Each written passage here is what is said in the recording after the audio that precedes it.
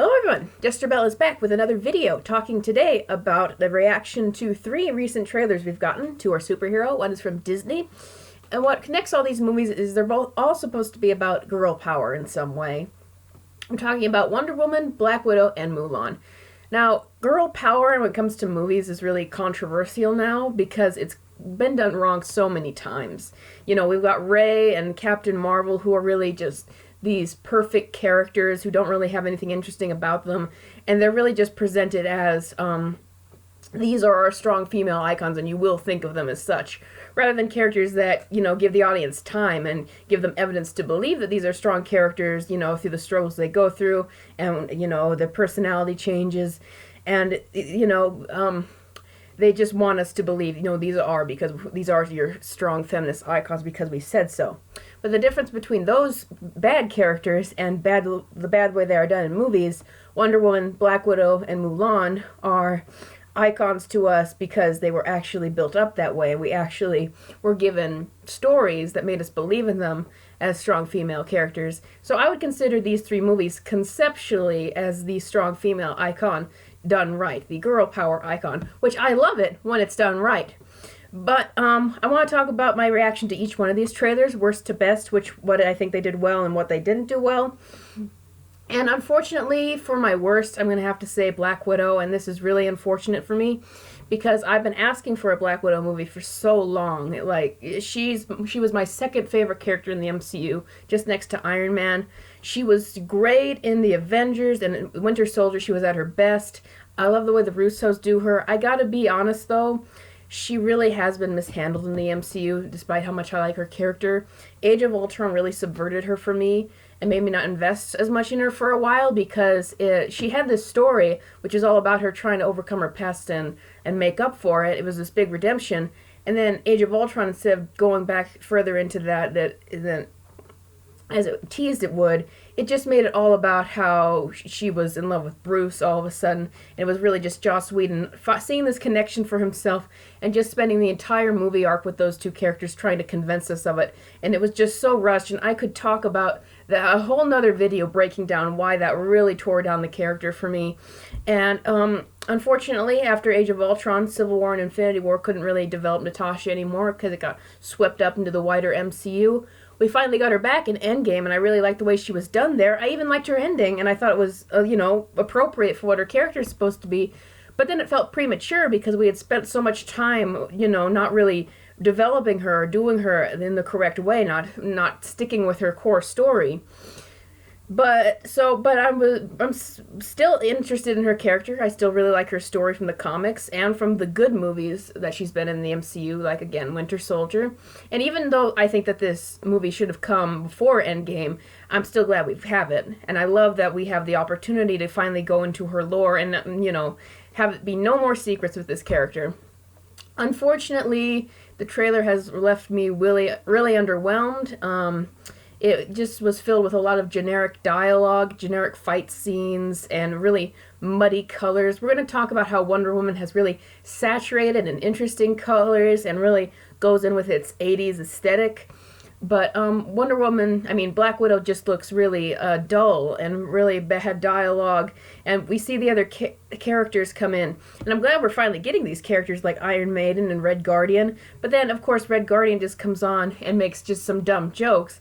And it just made me groan and think, no, this is the worst of Marvel, especially after the criticism Marvel comes around for being generic. I see this movie after this movie trailer after that, and I'm like, no, you're going into what everyone criticizes about Marvel. You're not going into what everyone likes about it. And so it just really disappointed me. My biggest fear about Black Widow is that it's going to become another Captain Marvel or Thor the Dark World. And what I mean by that is movies that really have a bad script and they got the really bad director and they really just didn't want to take any risks that would possibly make it better.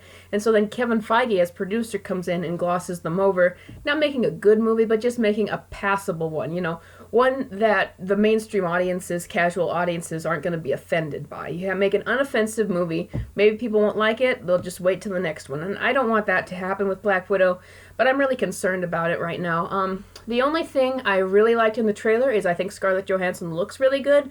I love seeing her new suits, like her new gray suit and her new white suit, which are, again, from the comics. And so I'll still go see it, of course. I'm just keeping my expectations a lot lower because I've been getting disappointed a lot in the theater lately. So the second trailer I want to talk about is Mulan. Not a superhero movie, but it is based on my favorite Disney cartoon. But this movie is not going to be directly adapted from the Disney cartoon. It is instead going to be adapted more so from the original Chinese legend of Fa Mulan. And I love that, and I've done a whole video explaining that because I really hate these live action remakes, actually. The Lion King was actually, I named it on Twitter as the worst movie I'd seen in 2019. And I usually watch a lot of stuff throughout the year, so make no mistake, The Lion King was terrible. Absolutely terrible. But this movie, the reason I like it so much is it's doing something different. Because, like I said, and if you want to go watch my other video on Mulan, there's differences between animation and live action. You have to think, how would the story be? What changes would we make with tone or how we present it if it was live action? And this is actually doing that. It's actually making it a war movie. There's not going to be any singing, but there are there's going to be orchestral versions of the classic songs from the original cartoon. And I like that. And there was a very emotional rendition of Reflection in the trailer, and it drew me in, and I was invested. I'm like, well, I want to see how this turns out. I want to see how this movie. This was the movie of Mulan I would be asking for, and actually an actual war movie, an actual movie that goes into the culture. Well, the original one did, but this one, shows off the culture Mulan lives in. And I just think I really like the actress they got to play her. I think she looks great, and it's just it might end up being generic, but they've started off on the right foot with this movie. They were able to draw me in with the trailer. It looks good. It looks fine as the trailer, but there's still definitely room for error. But I think that they're doing everything that they can, and so far the marketing for Mulan has gotten me sold. So lastly, my favorite trailer was Wonder Woman 1984. This trailer is everything a trailer should be. It doesn't reveal too much about the movie. In fact, it doesn't reveal really much at all about the story, but at the same time, it allowed to make itself interesting because first of all, I mentioned this before, it dives into the 80s aesthetic. It feels like it's in the 80s. It chooses a music number called Blue Monday for the background, so it doesn't use like the Inception blares or any of the typical bashing noises that trailers make just to kind of superficially make you think it's going to be epic. It uses its own style.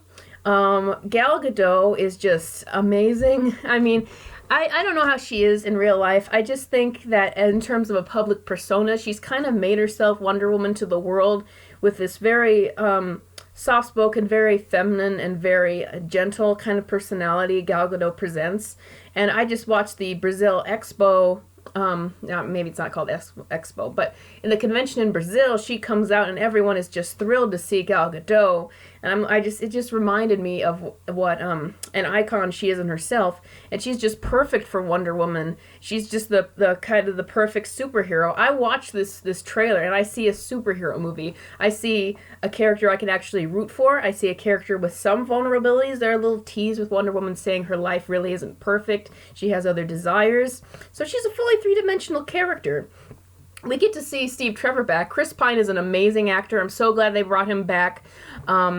There have been some bad rumors about the movie, like test screenings going very poorly. But sometimes they let test screenings information leak out just to see how people are going to react.